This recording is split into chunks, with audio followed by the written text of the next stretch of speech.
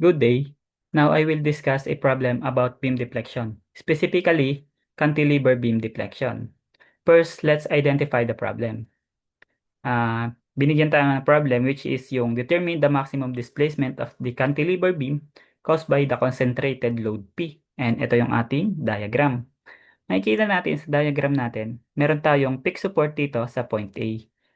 Sa point C naman, ito yung ating free end at yung ating cantilever beam is may total length na L. Ito. And meron tayong acting load P dito sa ating point B na ang layo niya dito sa ating fixed support is yung small letter A. Alam naman natin na ang ganitong cantilever beam, pag nilagyan natin ng load dito sa kanyang free end ay nagkakaroon ng changes, lalo na dito sa position ng ating point C. Ang changes na to is yung ating tinatawag na deflection or yung pagbabago ng position ng point C dahil sa bending. At itong bending na to, ito yung tinatawag natin, itong layo or yung distance ng changes sa kanyang position, ito ang tinatawag nating maximum displacement.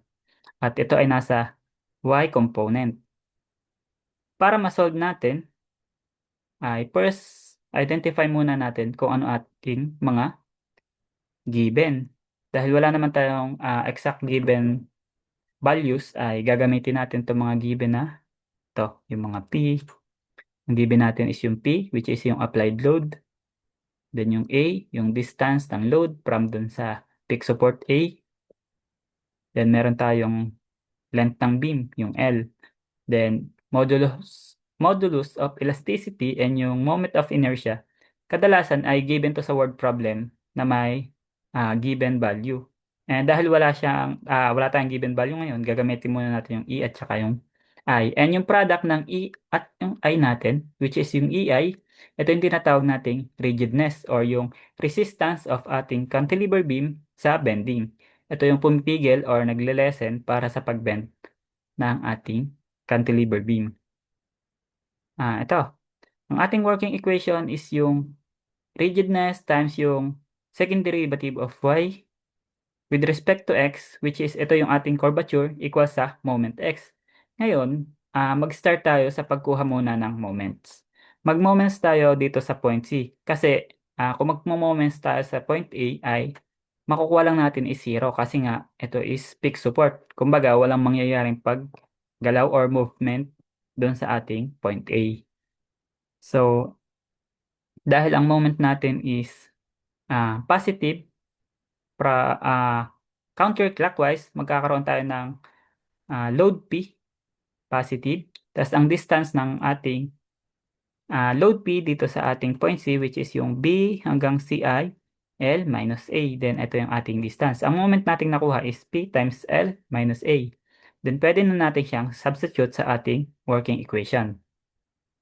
And mapapansin nyo na may pagbabago akong ginawa dito sa ating formula. Yung ating with respect to x ay naging with respect to a. Kasi yung ating a is changing variables. Ibig sabihin, nagbabago.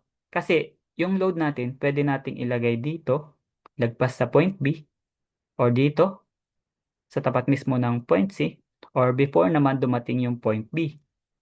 Ibig sabihin, kahit saan pwede nating ilagay yung B kaya siya is changing variable. Unlike naman dito sa L, which is yung total length ng cantilever, siya ay fixed na or hindi na siya pwede mabago. Unless kung may putol yung bakal, di mag-iiba yung given. Then, dahil nakita natin na ito ay naka-second derivative yung y at kailangan nating makuha is yung y component na y lang, hindi naka-derivative, kailangan nating mag-perform ng dalawang integration. First ay integrate natin tong equation. Integrate ng EI, second derivative of y with respect to a equals sa integration of p times L minus a dA. Magka-come up tayo sa ating equation na EI times dy over dA equals p times LA minus a squared over 2 plus c. Ang constant natin dito, ito yung slope at saka angle ng ating cantilever beam. And makikita naman natin dito sa ating graph, yung cantilever beam natin is along with x-axis. Ibig sabihin, wala siyang slope or wala siyang angle. Kaya ito ay 0, cancel. Then, para maalis pa natin isa pang integration ang ipiperform natin para maalis natin isang derivative. Integrate natin yung EI times dy over dA equals integrate ng P times LA minus A squared over 2 dA. Then magka-come up tayo sa formula or equation na EI times Y equals P times LA squared over 2 minus A cubed over 6 plus C ulit na constant. Ito naman is yung ating deflection and 0 ang ating deflection sa second integration. And pwede na natin itong pagsamahin terms na to para mas madali or mas simplify natin yung equation. Magkakaroon tayo ng EI times Y equals P times 3LA squared minus A cubed over 6. Then factor out natin yung A squared sa ito sa dalawang terms na to at magka-come up tayo or magkakaroon tayo ng EIY equals PA squared times 3L minus A over 6. And para matira is yung Y component na lang is kailangan natin i-divide both sides by yung sa rigidness, yung EI. Then ang ating makukuhang maximum displacement is ito.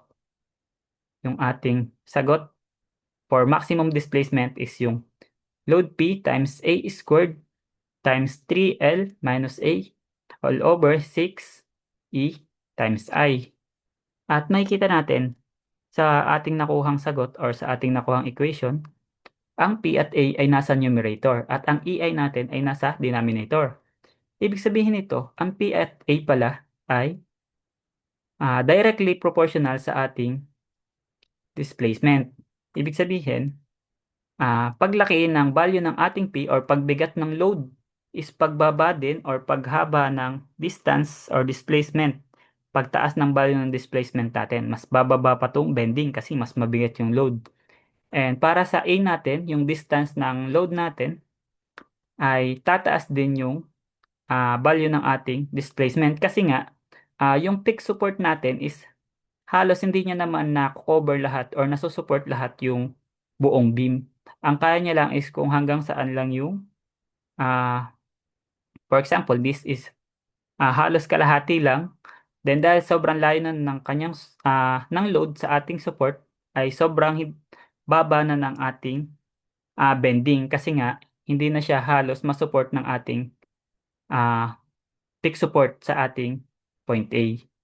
At kung ilalagay naman natin yung ating load dito, mas malapit sa A, hindi siya sobrang magbe-bend. Kumbaga, pagliit ng ating A, pagliit din ng ating maximum displacement. At yung sa EI naman natin or yung rigidness ay inversely proportional siya sa ating cantilever maximum displacement. Kasi nga, yung rigidness is yung tibay ng ating beam. Pag tibay or pagtigas ng ating beam ay mas mahihirapan yung load natin na i-bend yung ating beam. At para sa problem na to is, ito na yung ating maximum displacement na nakuha. At yun lang po. Thank you.